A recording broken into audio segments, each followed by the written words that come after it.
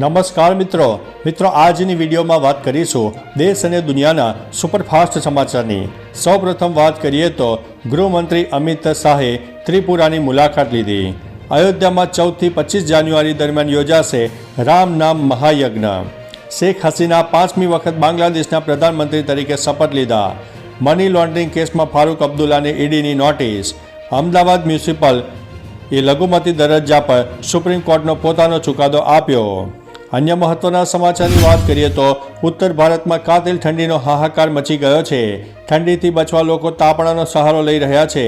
ધુમ્મસના કારણે રસ્તા પરથી વાહનોને લઈને ટ્રેનોની ગતિ પણ ધીમી થઈ ગઈ છે। દિલ્હીમાં મહત્તમ તાપમાન સામાન્ય કરતાં 4 ડિગ્રી ઓછું નોંધાયું છે। હવામાન વિભાગના જણાવ્યા મુજબ 15 જાન્યુઆરી સુધી આવું જ વાતાવરણ રહેશે। મધ્યપ્રદેશ, ઉત્તર પ્રદેશ અને રાજસ્થાનના ઘણા જિલ્લામાં કોલ્ડ વેવનું એલર્ટ પણ જારી કરાયું છે, જ્યારે બીજી તરફ હિમાચલમાં ભારે હિમવર્ષા પણ થઈ રહી છે। અન્ય મહત્વના સમાચારની વાત કરીએ તો કોંગ્રેસને પોતાની જ ભૂલ ભારે પડી છે, લાગ્યો છે લાખોનો ચૂનો। કોંગ્રેસે તેના ડોનેટ ફોર નેશન અભિયાન માટે જારી કરેલા બ્રોશરમાં ખોટા ક્યુઆરને કારણે લાખો રૂપિયાનો ચૂનો લાગ્યો છે।